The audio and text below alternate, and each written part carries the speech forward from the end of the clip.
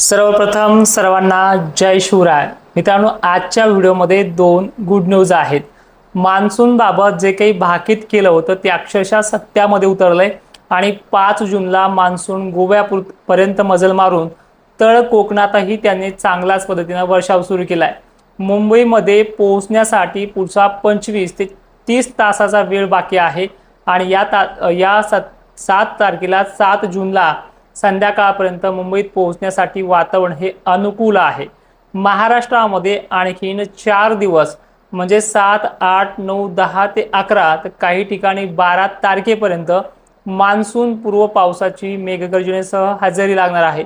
7 तारखेपर्यंत अनेक ठिकाणी हजेरी लावेल असा आपलाच अंदाज होता, पण एक दिवस लेट म्हणजे 8 तारखेपर्यंत 8-9ला ह्या 2 दिवसामध्ये काही जिल्ह्यांच्या व्याप्तीमध्ये 40 ते 50% एवढी भर वाढते आहे। तर त्या जिल्ह्यांची यादी आपण समोर मांडूयात आणि सगळ्यात महत्त्वाचं म्हणजे यादी ऐकण्या अगोदर जो काही आपला ॲप्लिकेशनचा लाईव्ह 2 दिवसापासून बंद आहे त्या सर्व ॲप्लिकेशन डाउनलोड करणाऱ्याला एक विनंती आहे, लाईव्ह सेक्शनमध्ये जाऊन ॲप्लिकेशन निवडायचं आहे किंवा लाईव्ह क्लासेसमध्ये जाऊन तो लाईव्ह आपण आलेल्या वेळेमध्ये पाहू शकतात।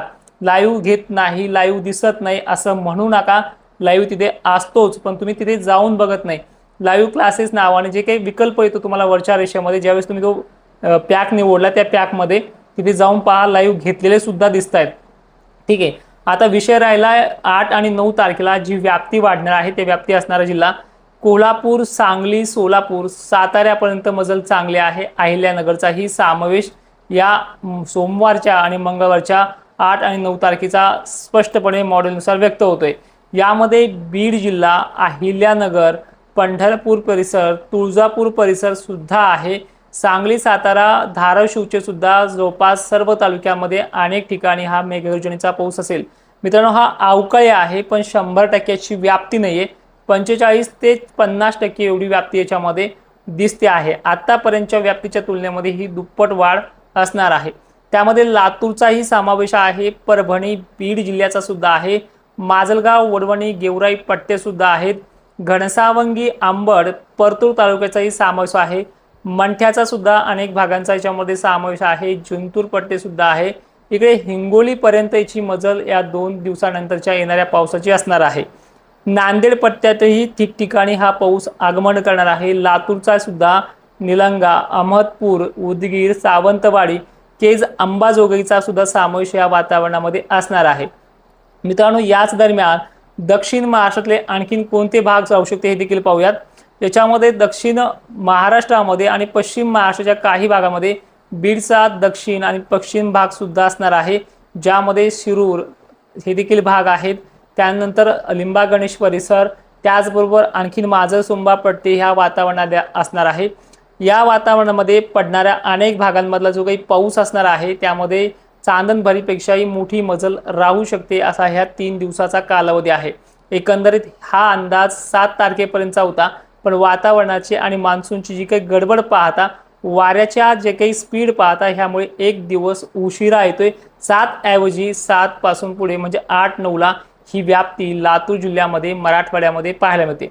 जालन्याचाही दक्षिण भागाचा समावेश मॉडेलनुसार व्यक्त होतोय, पण उत्तरेकडील देखील भागांना 11 तारखेपर्यंत दिलासा मिळेल, ज्यामध्ये भोकरदन, जाफराबाद, मौताळा, मलकापूर पट्ट्यांचा सुद्धा समावेश आहे।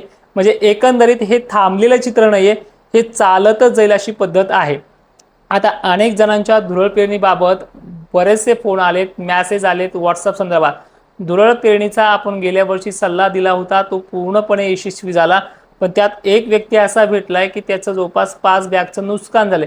कारणही तसंच आहे, कारण की सांगितलेल्या वेळेच्या नंतर त्यांनी पेरणी केली आणि ती नुकसान भरपाईची मागणी केली, त्यामुळे तशी जिम्मेदारी घेणं सोडून दिले। त्यामुळे पेरणी करा, अन्यथा तसंच शेत ठेवा। त्यामध्ये आपली प्रयोगशाळा धुरळ पेरणीचा सल्ला ह्या वर्षी कुणालाच देणार नाही। त्यानंतर महत्त्वाचं म्हणजे की ह्या वर्षी धुरळ पेरणी कराल तर काही ठिकाणी अतिवृष्टीसारखा सुद्धा पाऊस महाराष्ट्रामध्ये मोजक्या ठिकाणी होणं बरसतोय, त्यामुळे बी दबण्याचे चान्सेस आहेत, कारण की टेम्परेचरमुळे ही पद्धत आहे। तर काही ठिकाणी म्हणण्यापेक्षा अनेक ठिकाणी फक्त पेंडवणी पडते, त्यामुळे बी खराब होण्याचे चान्सेस देखील राहतात। त्यामुळे मान्सून येईपर्यंत तो सल्ला आपण स्पष्ट व्यक्त करत नाही। आता वळूयात विदर्भाकडे। विदर्भामध्ये मागील बऱ्याच दिवसापासून पाऊस काही ठिकाणी पडतो, काही ठिकाणी अजिबात घेत नाही। अशी पद्धत आहे, त्यामध्ये खान्देशचा पण समावेश आहे। पण आज जळगाव जिल्ह्यामध्ये काही ठिकाणी पावसाला सुरुवात देखील झालेली होती आणि याच वातावरणामध्ये गरमीच्या लेवलमध्ये हे वातावरण विरघळून सुद्धा गेलं होतं। पण ही परिस्थिती सुधारणार आहे, आणखीन काही कालावधी आहे। पेरणीच्या ज्या तारखा आहेत 15-16 पासून वातावरण जे काही सक्रिय होणार आहे त्या तारखेपासूनच पुढे पेरण्या स्टार्टअप होतील। आणि तुम्हाला मागच्या ज्या काही अपडेटमध्ये जवळपास 8 दिवस झाले त्या अपडेटमध्ये सांगितल्याप्रमाणे आणि मान्सूनचा जो काही रिसर्च रिपोर्ट होता 5 मार्चचा, त्या रिपोर्टमध्ये सांगितल्याप्रमाणे 15-16 पासून स्टार्टअप होऊन ह्या 15-16ला सगळ्या महाराष्ट्राच्या पेरण्या होतील असं काही नाही। मी त्यामध्ये स्पष्ट सांगितले की 15 आणि 16 दरम्यान हे जे काही पेरण्या स्टार्टअप होतील त्यानंतर त्या 22-23 पर्यंतही पोहोचतील। त्यामुळे हळूहळू ह्या 4-5 दिवसांमध्ये 15-16 पासून झालेल्या तारखानुसार तिथून पुढे 22-23 पर्यंत तुमच्या पेरण्या सुरुवात होईल आणि ठिकाणी आटोपतील सुद्धा। अशी पद्धत यंदाच्या पावसाळ्याची आहे। आणि मान्सून बाबत अजूनही महत्त्वाचं सांगायचं झालं की मान्सून मुंबईत येत्या 36 तासाचे हे आतमध्ये 30 तासामध्येच पोहोचतो आहे। तिथे पुरत तो जवळपास 5-7 दिवस मुक्काम जरी घेतला तर 15ही तारीख निवडू येऊ शकते। त्यामुळे सर्वांना ते सुद्धा अगोदर सांगितलेलं आहे। आता सध्या जी परिस्थिती आहे गरमीच्या लेवलचा आणि उष्णतेचं वातावरण किती दिवस राहील, महाराष्ट्रामध्ये सध्या जी काही मान्सून पूर्व पाऊस आहे, मान्सूनच्या पावसामध्ये हे टेम्परेचर कमी होत असतं। त्यासाठी अजूनही 5-7 दिवसाचा कालावधी बाकी आहे। कमीत कमी 12 तारखेपर्यंत किंवा 13 तारखेपर्यंत टेम्परेचर कमी होईल अशी शक्यता नाहीये। मात्र उन्हाळ्याच्या टेम्परेचरच्या तुलनेमध्ये 3% ते 4% जी काही कमतरता सांगितली ती अनेक भागांमध्ये पाहायला मिळते। खानदेशचं आणि विदर्भाचं तापमान 12 ते 13 तारखेनंतर कमी होईल। मराठवाड्याचं आणि दक्षिण महाराष्ट्र तापमान सुद्धा 11-12 तारखेलाच कमी होईल। त्यानंतर तापमान अगदी नॉर्मल मान्सून काळामध्ये म्हणजे 15 ते 16 तारखेला सुरू होईल, कमी होईल। आणि विशेषतः हे जे काही 8-9 तारखेचा जोर जो सांगतोय तो दक्षिण महाराष्ट्र मराठवाड्यापुरता चांगला असेल। विदर्भासाठी उद्याच्या व्हिडिओमध्ये गुड न्यूज देऊया। तोपर्यंत जय शिवराय, धन्यवाद।